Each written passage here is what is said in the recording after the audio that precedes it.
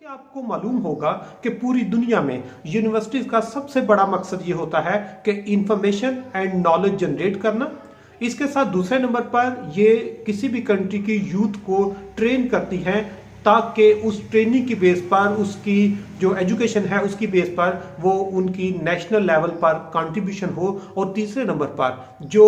Policy making है उसमें सबसे अहम रोल यूनिवर्सिटीज का होता है। और पूरी दुनिया में यूनिवर्सिटी टीचर, यूनिवर्सिटी फैकल्टी जो होती है, इसको एक रिस्पेक्टेबल वे से देखा जाता है, इनको एक्नॉलेज किया जाता है और इनकी जितनी रिक्वायरमेंट होती है ये इनको डोर स्टेप पे दी जाती हैं ताकि वो मेंटली और फिजिकली रिलैक्स होकर अपनी सारी एनर्जी रिसर्च एंड डेवलपमेंट पे लगाएं, पॉलिसी मेकिंग पे लगाएं और यूथ को ट्रेन करने में, एकेडमिक एक्टिविटीज में, टीचिंग पे, क्लासरूम के इन्वायरमेंट पे, या जिसको आप कह सकते हैं इंक्लूसिव एजुकेशन पे फोकस करें। और वो वैसे ही करते हैं और कोई भी कंट्री उस वक्त तक डेवलपमेंट नहीं कर सकता जब तक उसकी यूथ, उसके अदारे सारे के सारे इंक्लूसिव इन्वायरमेंट उनको प्रोवाइड ना किया। जबकि दूसरी तरफ हम अगर देखते हैं तो वहां पर पाकिस्तान जैसे कंट्रीज में आपने ऑब्जर्व किया होगा कि हर अगले दिन जो क्वालिटी एजुकेशन है या जो क्वालिटी ऑफ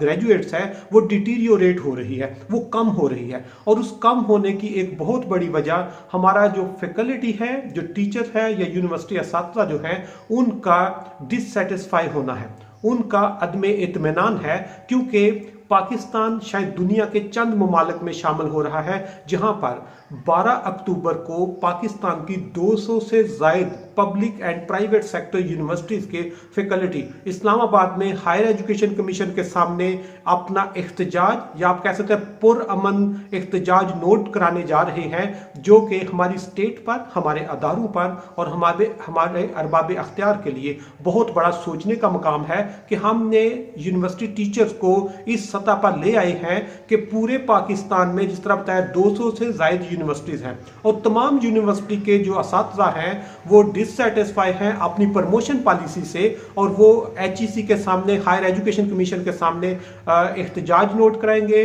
पुरअमन धरना हो सकता है, या आपकी जो भी प्रोटेस्ट होगा वो वहाँ पर होगा, ताकि वो कहते हैं कि उनको उनके बुनियादी हक जो है वो दिए जाएं। आज के सेशन में सिर्फ हम उस पर बात करेंगे कि यूनिवर्सिटी टीचर्स को कौन से ऐसे बेसिक राइट्स हैं जो अभी तक वो उनको महरूम रखा हुआ है, जबकि बाकी तमाम डिपार्टमेंट में वो मिल रहे हैं। जिस तरह मैंने बताया कि 12 अक्टूबर को पाकिस्तान की सारी यूनिवर्सिटीज के जो असातिज़ा हैं वो हायर एजुकेशन कमीशन के सामने एहतजाज करने जा रहे हैं। और उस एहतजाज की कोई बहुत बड़ी वजह नहीं है, वो उनको बेसिक जो ह्यूमन राइट है उसके लिए वो फाइट कर रहे हैं। वो कहते हैं हमें बुनियादी जो जॉब पे जो राइट्स हैं वो भी मैसर नहीं है। और उसको इस तरह हम एक्सप्लेन कर सकते हैं कि अगर कोई employee Punjab public service commission के थ्रू काम करता है तो वो वक्त के साथ साथ सीनियरिटी भी उसको मिलती है, उसको प्रमोशन भी मिलती है, और जिससे वो मेंटली सेटिस्फाई होता है। इसी तरह अगर कोई फेडरल पब्लिक सर्विस कमीशन में काम करता है तो उसको भी वक्त के साथ साथ ऑटोमेटिकली सीनियरिटी की बेस पर प्रमोशन भी मिलती है, उनको उससे इंसेंटिव भी मिलते हैं, और वो अपने आप को फील करता है कि मैं अपग्रेड हो रहा हूं। या इवन कोई पुलिस डिपार्टमेंट में काम करता है तो वक्त के साथ साथ वो उसकी भी प्रमोशन होती जाती है। अगर कोई पाकिस्तान आर्मी में भी काम करता है तो वो आपको आइडिया होगा कि वो कैप्टन से मेजर और मेजर से कर्नल और जनरल की तरफ उनकी भी वो डेवलपमेंट होती रहती है। यहां से आपको आइडिया हो गया होगा कि तकरीबन पाकिस्तान के या दुनिया के हर डिपार्टमेंट में वक्त के साथ साथ लोगों की डेवलपमेंट होती है, लोगों की प्रमोशन होती है, लोगों के स्केल अप होते हैं। और पाकिस्तान में भी ऐसे ही होता है, पाकिस्तान के हर सेक्टर में ऐसे होता है। लेकिन पाकिस्तान में सिर्फ यूनिवर्सिटीज में जो बेसिक पे स्केल पर BPS फैकल्टी है, सिर्फ उनकी प्रमोशन का स्ट्रक्चर ही अवेलेबल नहीं है। और उस स्ट्रक्चर के अवेलेबल ना होने की वजह से जो फैकल्टी है वो मेंटली डिस्टर्ब है, क्योंकि उनको आइडिया ही नहीं है कि उनकी कब प्रमोशन होगी, कब वो अगले स्केल पर जाएंगे, कब उनकी आप कह सकते हैं करियर जो है वो डेवलप होगा। और उसकी वजह से वो मेंटली जब डिस्टर्ब होगा तो क्या वो अच्छी टीचिंग कर सकेगा? क्या वो अच्छी रिसर्च कर सकेगा, क्या वो यूथ में कंट्रीब्यूट कर सकेगा, या वो नेशनल पॉलिसी मेकिंग में कंट्रीब्यूट कर सकेगा। इसलिए इनका ये बुनियादी हक है कि, और बुनियादी इनकी सिर्फ एक ही रिक्वायरमेंट है कि हमारी प्रमोशन पॉलिसी जो है वो अनाउंस की जाए। बन भी चुका है उसका ड्राफ्ट, सिर्फ उसकी अप्रूवल इन लोगों को चाहिए। और ये पार्लियामेंट हाउस में भी इशू डिस्कस हो चुका है, ये सेनेट की मीटिंग में भी, सेनेट की कायमा कमेटी में भी डिस्कस हो चुका है, और उन्होंने हायर एजुकेशन कमीशन को रिक्वेस्ट की है कि इन लोगों के इश्यूज को रिजॉल्व करे, क्योंकि ये हमारे सबसे ज्यादा हाई प्रोफाइल एम्प्लॉइज हैं, हाईली सेंसिटिव लोग हैं, रिसर्च करने वाले लोग हैं, इनको आप लोग अकोमोडेट करो। जिस तरह मैंने बताया कि पाकिस्तान की किसी भी यूनिवर्सिटी में दो कैडर्स होते हैं, एक साइड पर एडमिनिस्ट्रेशन होती है, एडमिन के लोग होते हैं, दूसरी साइड पर फैकल्टी होती है जिन्हें रिसर्च एंड टीचिंग पे फोकस करना होता है। अब जो एडमिन का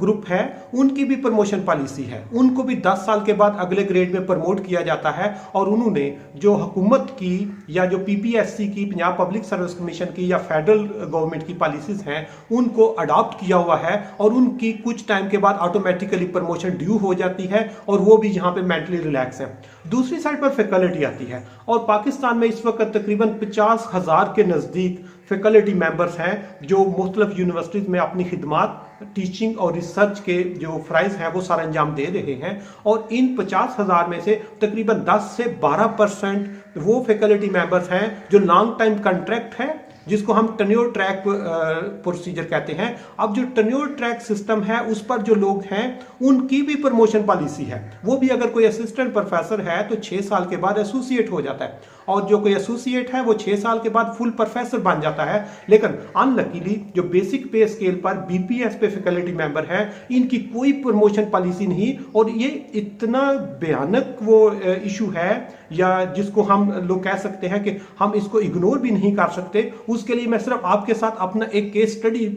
डिस्कस करता हूं कि मेरे कोलीग हैं जिनको मैं अरसे दराज से जानता हूं, उन्होंने 2007 में एक यूनिवर्सिटी ज्वाइन की, 2007 से लेकर 2013 तक उन्होंने एमफिल भी अपना कंप्लीट किया, लेकिन वो लेक्चरर से ही लेक्चरर रहे। उसके बाद उन्होंने 2018-19 में अपनी पीएचडी भी मुकम्मल कर ली, और अभी उनकी यूनिवर्सिटी में 15 साल की सर्विस मुकम्मल हो चुकी है, लेकिन अभी तक वो लेक्चरर ही हैं। लेकिन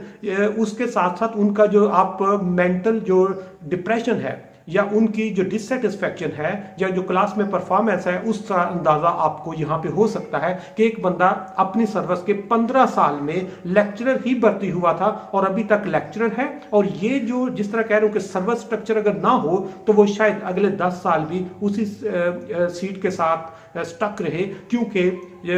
उसमें जो आप कह सकते हैं कि पब्लिक सेक्टर इंस्टीट्यूशन होते हैं, यहाँ पर सीट्स की जंग होती है कि सीट अवेलेबल है, अप्रूव्ड है या नहीं है, एडवर्टीजमेंट आई है कि नहीं, क्राइटेरिया पूरा हुआ है कि नहीं, वो मुख्तलिफ चीज़ें चलती हैं जिसकी वजह से इम्प्लॉय डिससेटिस्फैक्शन बढ़ती जाती है। इसी तरह इसी केस स्टडी में इसका दूसरा इससे भी भयानक पहलू है कि वही टीचर जिनका मैं जिक्र कर रहा हूँ वो 15 साल से पीएचडी करने के बाद भी लेक्चरर की सीट पर बैठे हुए हैं, और उस दौरान इन 15 सालों में उन्होंने जिन स्टूडेंट्स को पढ़ाया है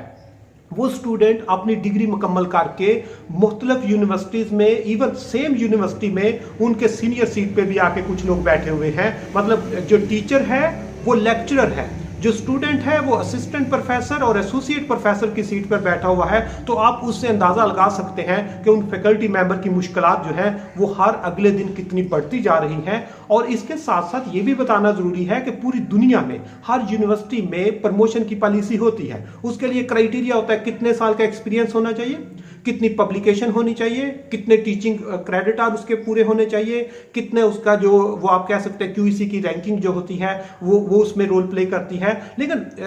जो हर डिपार्टमेंट है उसकी प्रमोशन पॉलिसी है, तो सिर्फ यूनिवर्सिटी असातिज़ा की पॉलिसी क्यों नहीं है? इसलिए मेरी तमाम अरबाब इख्तियार से, हायर एजुकेशन कमीशन से और पार्लियामेंट की कायमा committee by higher education commission से रिक्वेस्ट है कि असातिज़ा को क्लासरूम से निकाल कर, यूनिवर्सिटी से निकाल कर रिसर्च करने वाले लोगों को सड़कों पे ना लाया जाए, बल्कि ये प्रमोशन पॉलिसी उनका बुनियादी हक है, इसको अप्रूव करें, इसको नोटिफाई करें, और कम से कम 12 अक्टूबर से पहले उनको ये खुशखबरी दें। और उससे यकीन करो जो टीचर हैं, जो यूनिवर्सिटी असातिज़ा हैं, यूनिवर्सिटी फैकल्टीज़ हैं, इनका जो मोटिवेशन लेवल है वो बहुत बेहतर हो जाएगा। और साथ साथ ये भी बताता जाऊं कि जिस तरह मैंने अभी एक केस आपको डिस्कस किया है, वो 15 साल से अगर लेक्चरर है, आज हम उसको असिस्टेंट प्रोफेसर कर देते हैं तो यूनिवर्सिटी पे कोई फाइनेंशियल प्रेशर नहीं आएगा, उसकी पे में मैक्सिमम 4-5 हजार का फर्क होगा। इसी तरह अगर कोई असिस्टेंट प्रोफेसर है 10 से 15 साल से वो उसी सीट पे बैठा हुआ है, तो उसको अगर आप एसोसिएट करते हैं तो वो भी